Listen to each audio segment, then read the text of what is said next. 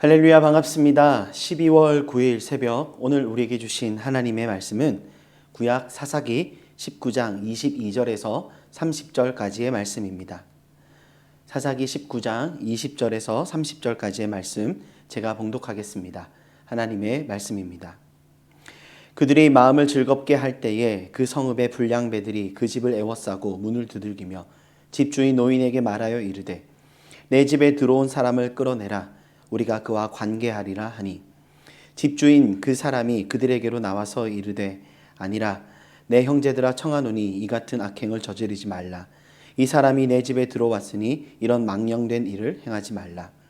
보라, 여기 내 처녀딸과 이 사람의 첩이 있은즉 내가 그들을 끌어내리니 너희가 그들을 욕보이든지 너희 눈에 좋은 대로 행하되 오직 이 사람에게는 이런 망령된 일을 행하지 말라 하나 무리가 듣지 아니하므로 그 사람이 자기 첩을 붙잡아 그들에게 밖으로 끌어내매 그들이 그 여자와 관계하였고 밤새도록 그 여자를 능욕하다가 새벽 미명에 놓은지라.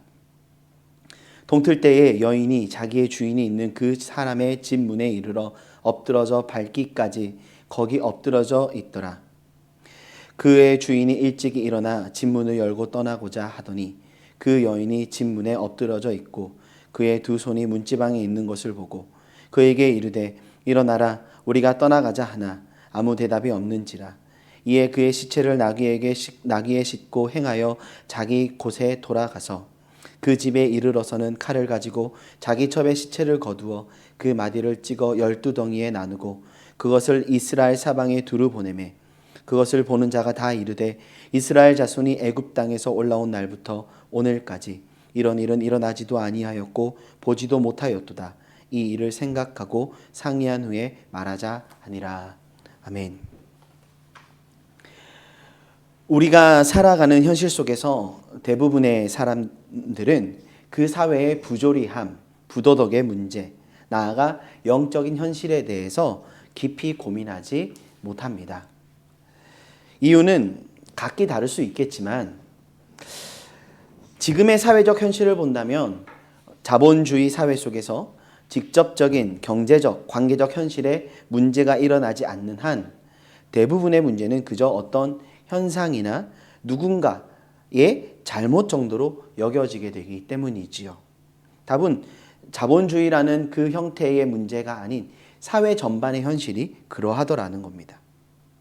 나 또는 내게 속한 누군가가 이러한 문제로 인해 고통을 받게 되고 사회적 문제가 내 삶에 영향을 끼칠 때에야 우리는 문제의식을 가지고 적극적으로 다가가게 됩니다. 더욱이 다수의 그리고 사회 일반적인 현상으로 드러나기 이전에 어떤 특별한 이슈가 발생하지 않는 한 사회적 약자들이 경험하게 되는 현실은 우리들의 관심 밖에 있게 되기도 하지요. 법, 사회적 통념 등은 이러한 현실에 대해서 이미 어떤 기준들을 가지고 있다라고 말할지 모르지만 일반적인 사회 속에서 이미 어떤 사람들은 보호받지 못하고 있기에 고통을 받고 아파하고 있는데 이는 그저 부득이한 현실 정도로 여겨지거나 누군가의 동정을 불러일으키는 누군가의 선행을 불러일으키는 정도의 특정한 사건 정도로 여겨지기도 합니다. 오늘 본문에서 우리는 입에도 담기 힘든 한 사건을 목격하게 됩니다. 그리고 사사기 기자가 이 사건을 우리에게 보여주고 있는 이유는 19장 1절에서 언급하고 있듯 이스라엘의 왕이 없을 그때에 바로 지금 그때에 일어나고 있는 현실 이스라엘의 왕이신 하나님을 왕으로 인정하지 않았다.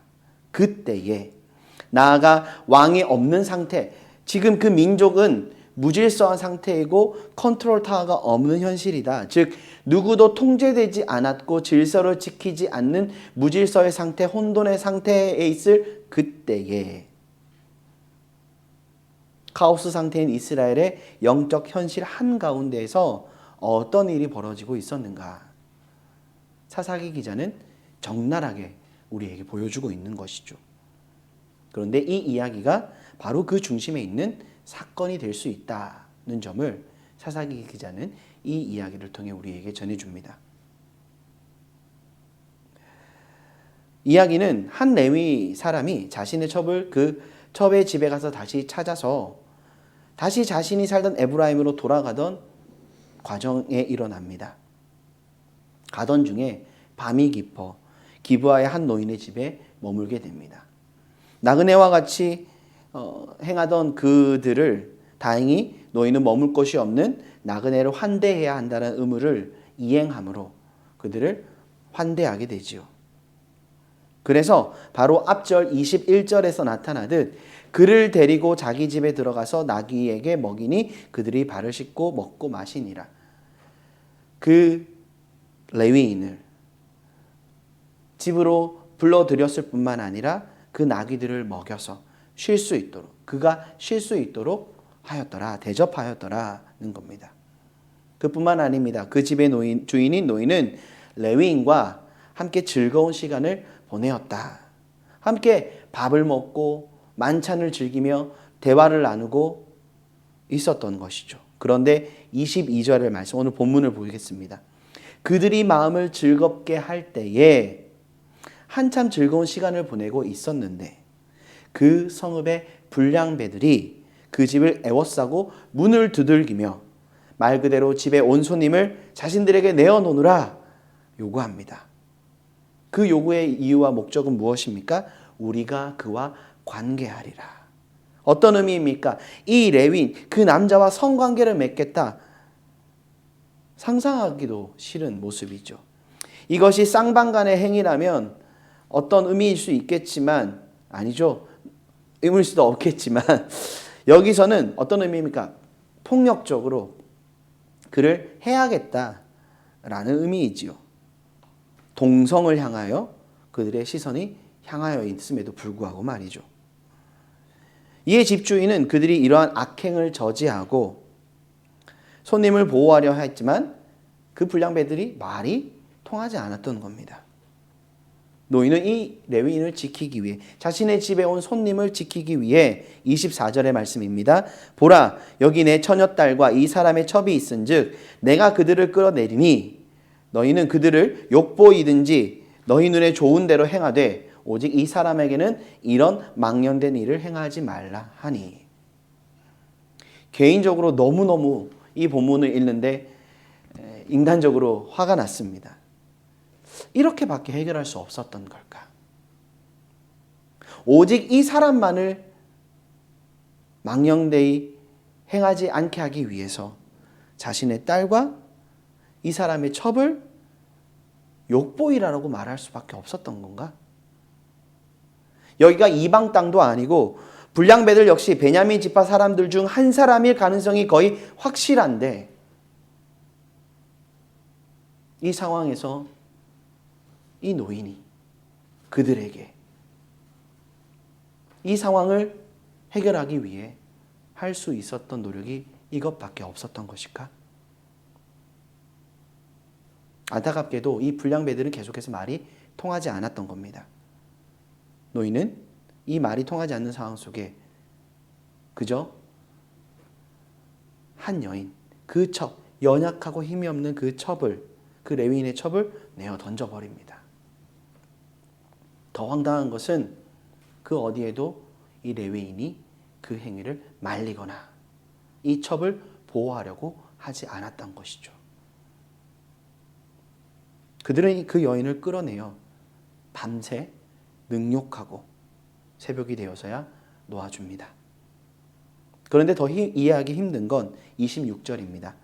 동이 트고 밝아지기까지 그 여인의 고통에 그 누구도 모두가 침묵했습니다. 무관심했다는 것이죠. 분명 길거리에서 일어난 일입니다. 아무리 밤이었다 하더라도. 27절입니다. 이 레위인이 아침이 되어 길을 떠나기 위해 집 문을 열고 나섰더니 그제서야 그 여인이 집 문에 엎드려져 있는 것을 확인합니다. 이런 비참한 현실이 어디 있습니까?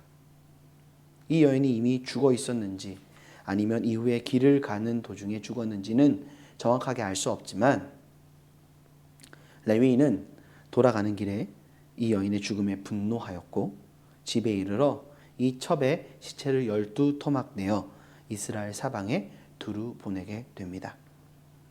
마지막으로 30절입니다. 그것을 보는 자가 다 이르되 이스라엘 자손이 애굽 땅에서 올라온 날부터 오늘까지 이런 일은 일어나지도 아니하였고 보지도 못하였도다. 이 일을 생각하고 상의한 후에 말하자 하니라. 사사기 기자는 이 현실을 대면한 사람들의 말들로 이 사건의 심각성에 대해서 드러내 보여줍니다. 이 시체를 받은 이스라엘 자손들은 무엇이라고 말합니까?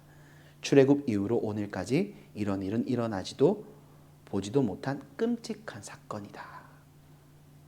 사람들의 언급은 이 여인의 죽음에 대한 것인지 아니면 토막난 시체가 자신들에게 전달되어졌다라는 것인지 무엇 때문인지는 알 수 없지만 사사기 기자의 의도는 이 사건 전반과 함께 그 결국에 대해서 모두 전대미문의 사건이었다고 전하고 있습니다.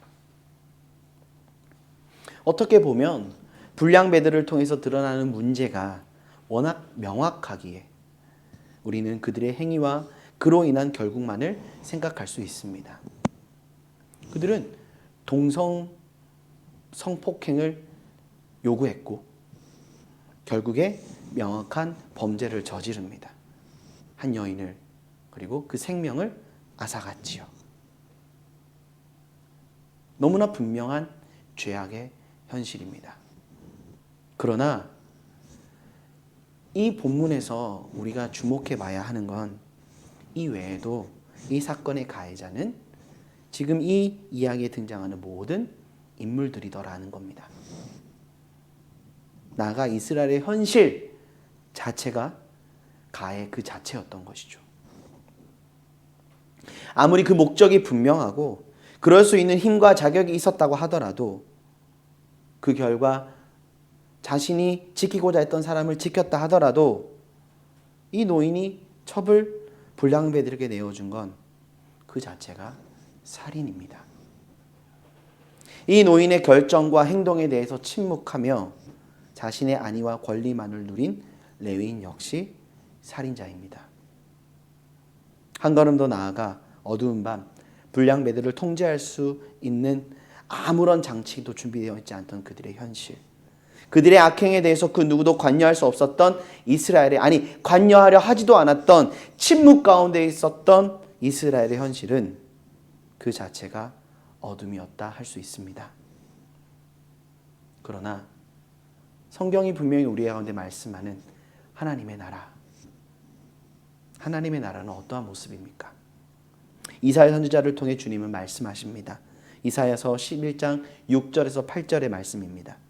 그때에, 바로 이 그때에는 하나님의 온전하신 통치가 임하는, 하나님의 나라가 임한 그때에는 이리가 어린 양과 함께 살며 표범이 어린 염소와 함께 누우며 송아지와 어린 사자가 살찐 짐승이 함께 있어 어린 아이에게 끌리며 암소와 곰이 함께 먹으며 그것들의 새끼가 함께 엎드리며 사자가 소처럼 풀을 먹을 것이며 젖 먹는 아이가 독사의 구멍에서 장난하며 젖된 어린 아이가 독사의 굴에 손을 넣을 것이라. 아멘. 강함과 약함을 언급하고 있지만 그 어디에서도 강함이 약함을, 약함이 강함을 우리가 볼 수 있는 건 무엇입니까? 하나님의 온전하신 통치가 임하는 그곳에는 참된 평화가 있다 말씀합니다. 이 평화의 모습은 강함과 약함의 구분 없이 모두가 주님이 주신 평화 가운데 함께 살아가며 서로에게 해를 입히지 않는, 입힐 수 없는 상대적 평화가 아닌 하나님으로 말미암는 온전한 평화 가운데 거할 것임을 말씀합니다. 그러나 오늘 본문에서 보게 되는 현실은 어떻습니까? 철저하게 연약하고 약하고 힘이 없는 이 여인을 처참히 희생시키고 짓밟습니다. 어떤 잘못이 있어서가 아닙니다. 그 영적인 어둠에 마치 재물이 내어 던져지듯 모두가 자신들의 만족과 안전, 스스로의 평화를 이루기 위한 결정을 하고 자신을 위해, 자신의 평화를 위해 누군가를 희생시키고 있었던 것이죠. 더욱이 이 어둠 가운데 그 어디에서도 정의와 공의를 향한 외침은 들리지 않습니다. 사사기에서 언급하듯 왕이 없었기 때문에 무질서함이 허용될 수 있다 핑계할 수 있겠습니까? 그렇다고 한들, 왕이 세워진다 한들 달라지는 게 있을까요? 그들이 추구하고 그들이 살아가고 있는 그 삶의 현실이 이렇듯 어두운 현실 가운데 있는 한 달라지는 것은 없지요. 지금 이스라엘에게 있어서 중요한 건 이 칠흑 같은 어둠을 밝혀줄 빛이 필요하다는 사실입니다. 사사기 기자는 이 사건을 통해 그 당시 이스라엘의 영적인 현실이 얼마나 처참했는지를 보여줍니다. 그리고 그로 인한 결국이 그 사회를, 공동체를, 한 사람의 생명을 어떻게 만들어가는지를 보여줍니다.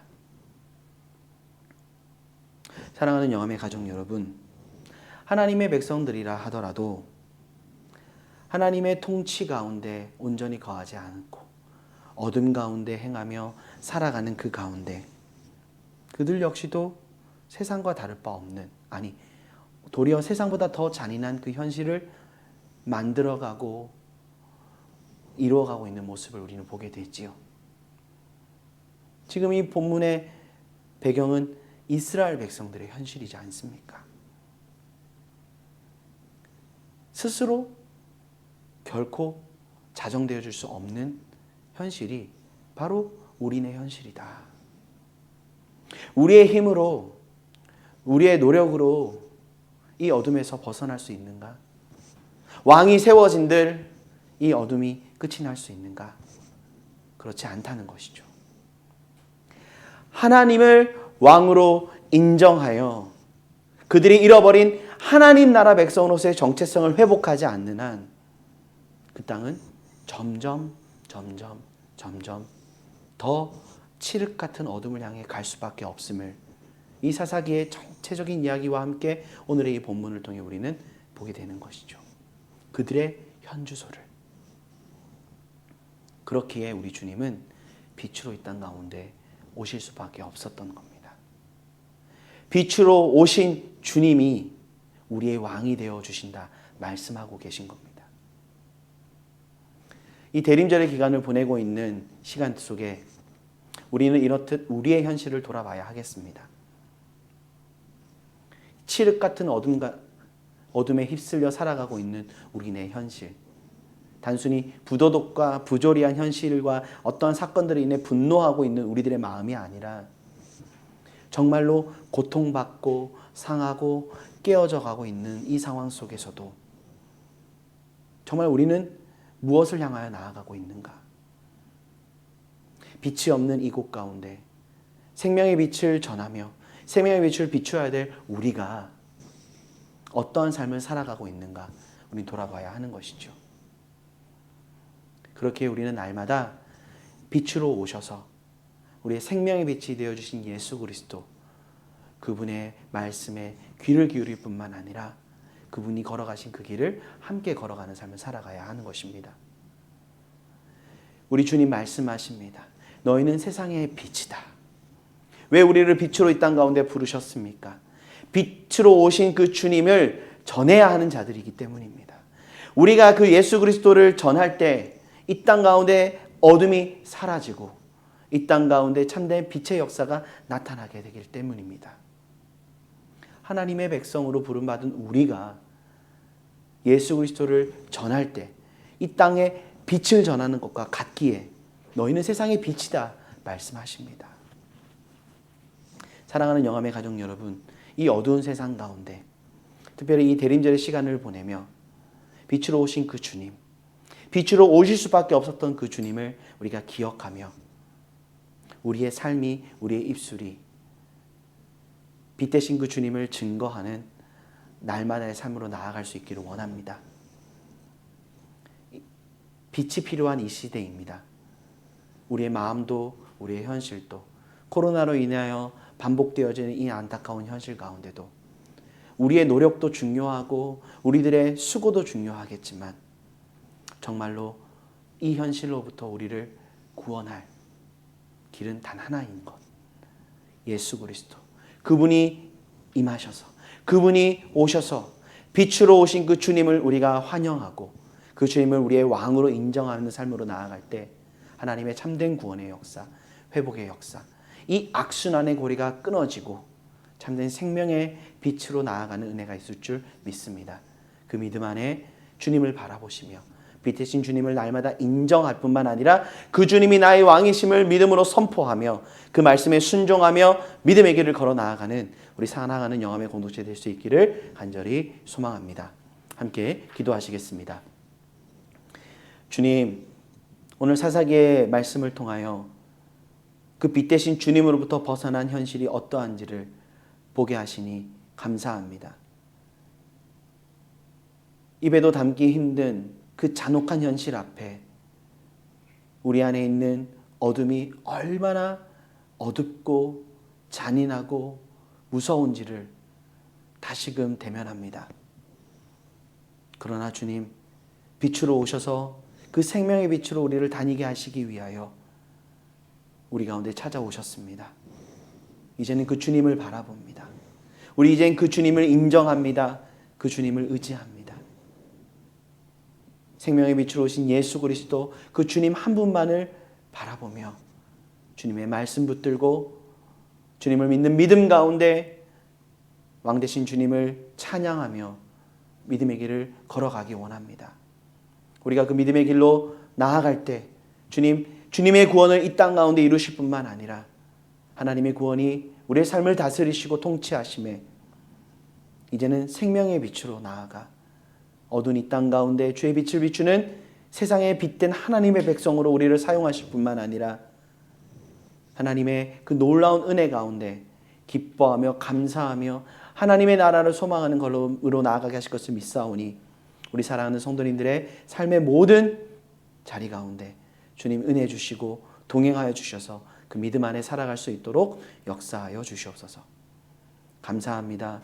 그러나 주님, 지금 코로나로 인하여서 계속해서 우리 마음이 무겁고 힘든 이때에 오직 주님의 은혜를 구하며 주님 앞에 엎드릴 때에 주님, 우리 안에 있는 어둠이 주님의 빛으로 인하여 떠나가게 하시고 빛 대신 주님 안에 날마다 감사하며 찬양하며 우리의 중심을 잃어버리지 아니하고 하루하루 살아갈 수 있도록 주님 함께하여 주시옵소서. 사랑이 많으신 예수님 이름으로 기도드립니다. 아멘. 감사합니다.